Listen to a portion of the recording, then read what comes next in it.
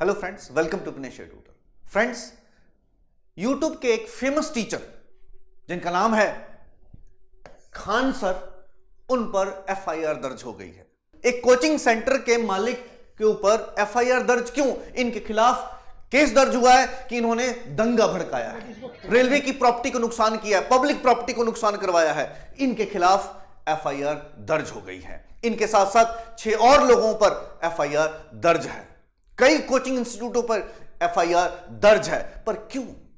आइए इस पूरे मामले को समझते हैं। फ्रेंड्स, ये हैं खान सर। यूट्यूब पे इनके काफी फॉलोअर्स हैं और ये यूट्यूब पर क्लासेस भी लेते हैं और ऑफलाइन भी अपने पटना शहर में पढ़ाते हैं। बेसिकली स्टूडेंट्स कुछ दिनों से एक रिक्रूटमेंट एग्जाम है, आरआरबी का, रेलवे रिक्रूटमेंट बोर्ड है, उसके रिजल्ट के ऊपर स्टूडेंट्स प्रोटेस्ट कर रहे थे। स्टूडेंट को कुछ गलतफहमियां हैं और कुछ आरआरबी की तरफ से, जो रेलवे रिक्रूटमेंट बोर्ड है, उसकी तरफ से मिसअंडरस्टैंडिंग क्रिएट की गई है, जिसकी वजह से स्टूडेंट प्रोटेस्ट कर रहे हैं। कहते स्टूडेंट और जॉब स्कैम, स्टूडेंट प्रोटेस्ट आपके देश में कोई नई बात नहीं है। जब भी रिक्रूटमेंट हुआ है, कोई ना कोई धांधली हुई है। अभी मैं रिसेंटली एग्जांपल ले लूं, पंजाब में पिछले साल कई वैकेंसियां आई, राजस्थान भी अभी इन धांधलियों से जूझ रहा है। यानी कि एग्जाम और एग्जाम स्कैम कोई न्यू बात नहीं है हिंदुस्तान के लिए। आइए जानने की कोशिश करते हैं आरआरबी और एनटीपीसी पूरा मामला क्या है। बेसिकली जो रेलवे रिक्रूटमेंट बोर्ड है, कई तरह के नॉन टेक्निकल जो एग्जाम कंडक्ट करती है, +2 लेवल के और ग्रेजुएशन लेवल के। जो +2 लेवल के होते हैं उसमें जूनियर क्लर्क बनते हैं, अकाउंटेंट क्लर्क बनते हैं, टाइपिस्ट बनते हैं, ट्रेन क्लर्क बनते हैं, टिकट क्लर्क बनते हैं। और जो ग्रेजुएशन लेवल की पोस्टें हैं उसमें senior commercial cum ticket check clerk बनते हैं, सीनियर क्लर्क कम टाइपिस्ट बनते हैं, जूनियर अकाउंटेंट बनते हैं और स्टेशन मास्टर, कमर्शियल अप्रेंटाइज, ये कुछ भर्तियां होती हैं इस रेलवे रिक्रूटमेंट बोर्ड के थ्रू। और इसी रेलवे रिक्रूटमेंट बोर्ड में खामियां नजर आई हैं, जिसकी वजह से 1 करोड़ से ज्यादा विद्यार्थी परेशान हैं।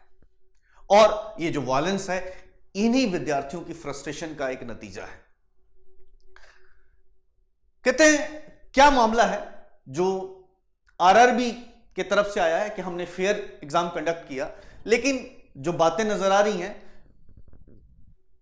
स्टूडेंट्स का मानना है कि एक ही पेपर लिया गया ग्रेजुएशन लेवल के एग्जाम के लिए भी और +2 लेवल के एग्जाम के लिए भी। आरआरबी ने कहा था कि 20 टाइम्स हम पहले लेवल पे पास करेंगे, लेकिन जो स्टूडेंट्स का मानना है वो 20 टाइम्स नहीं है, बल्कि उसी में मल्टीपल काउंटिंग की वजह से ये 20 टाइम बना हुआ है। ये 20 टाइम नहीं है, लगभग स्टूडेंट्स का मानना है कि अराउंड 11 या 12 टाइम्स बनता है। आरआरबी का कहना है कि भाई 1 करोड़ से ज्यादा विद्यार्थियों ने फॉर्म भरा था, इसलिए प्रोसेस में टाइम लगा। स्टूडेंट्स का मानना है कि 2019 की ये वैकेंसी है, अब तक इस पर क्लियरेंस क्यों नहीं हुई। ये कई तरह के मुद्दे हैं।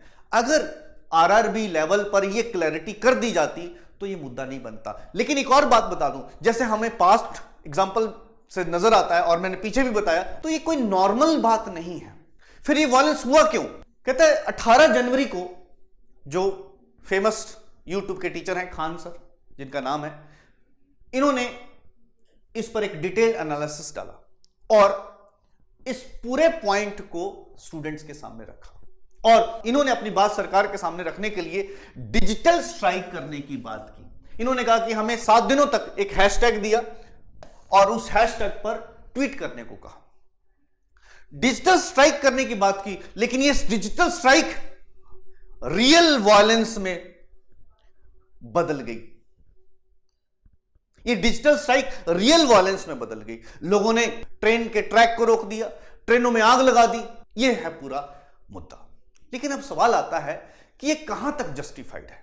क्या वायलेंस जस्टिफाइड है? कहता नहीं, डेमोक्रेसी में वायलेंस जस्टिफाइड कहीं पे भी नहीं है।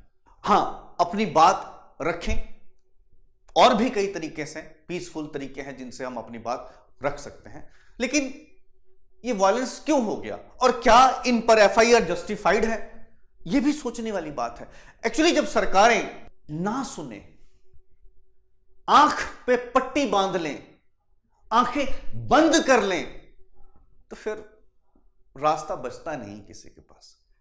सरकार ने कहा था कि हम नेशनल टेस्टिंग एजेंसी बनाएंगे जो ये पेपर पे पेपर, यानी कि जैसे कहते हैं ना इलेक्शन पे इलेक्शन, जैसे नरेंद्र मोदी जी कहते हैं कि 1 नेशन 1 इलेक्शन, वैसे ही 1 नेशन 1 एग्जाम का कॉन्सेप्ट नेशनल टेस्टिंग एजेंसी के थ्रू इन्होंने रखने की बात की है। लेकिन वो अभी भी प्रोसेस है, पाइपलाइन में ही है, बन रहा है, कुछ उस पर नतीजा नहीं आया, कुछ उसका नजर नहीं आ रहा।